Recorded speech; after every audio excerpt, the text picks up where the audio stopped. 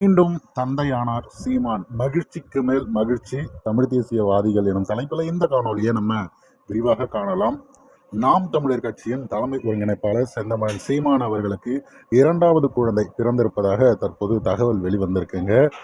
விரைவில் மற்ற விஷயங்கள் எல்லாமே தெரிய வரும். ஆனால் என்ன அப்படின்னா, நாம் தமிழர் கட்சியில் ஒரு மிகப்பெரிய மகிழ்வான விடயம் என்ன அப்படின்னா, அண்ணன் சீமான் அவர்கள் அவர்களுக்கான வாழ்வை வாழ வேண்டும் அப்படிங்கிறது தான் இப்போ இருக்கிறது. 15 வருடங்களுக்கு மேலே அவருடைய உழைப்பை போட்டார். இன்னும் சொல்ல போனால் கடைசியாக முடிந்த இந்த 2026 தேர்தலுக்கு அவருடைய உழைப்பு அளப்பெரியது.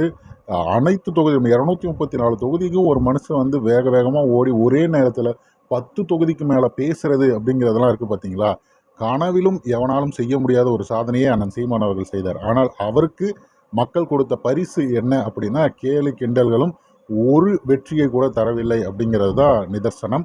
இப்படி இருக்கிற நபர் தொடர்ச்சியாக அப்படியே இருக்கணுமா? அவர் வந்து சலிப்படைய மாட்டார், மீண்டும் வந்துவார் அப்படிங்கிறதெல்லாம் தெரியும். ஆனால் குடும்பத்தோட நேரம் செலவழிக்காமல் இவ்வளோ செய்ததுக்கு கொஞ்சமாவது குடும்பத்தோட நேரம் செலவழிக்க வேண்டும் அப்படிங்கிறது தான் மக்களுடைய எண்ணமாக இருக்குது. இன்னும் ஒரு கூடுதல் தகவல் என்னன்னா, அண்ணன் சீமான் அவர்களுக்கு 1 வருடத்திற்கான கடவுச்சீட்டை வந்து கொடுத்துட்டாங்க. 1 வருடம் வந்து அவர் எங்கே வேணால் போகலாங்கிறது. அதனால் இந்த மாத இறுதியிலிருந்து அண்ணன் சீமான் அவர்கள் சுவிஸ் செல்வதாக ஒரு தகவல்கள் வெளிவந்திருக்குங்க. முதல்ல இந்த விஷயம் எந்த அளவுக்கு உண்மை அப்படிங்கிறது தெரியல. ஆனால் அண்ணன் சீமான் அவர்களே கடவுச்சீட்டு வந்துருச்சு அப்படிங்கிறத ஏற்கனவே பதிவு பண்ணிட்டாரு. அதனால் உண்மையிலே அண்ணன் சீமான் அவர்கள் வெளிநாடு சுற்றுப்பயணம் செல்ல போகிறாருங்கிறத மாற்று கருத்து இல்லை.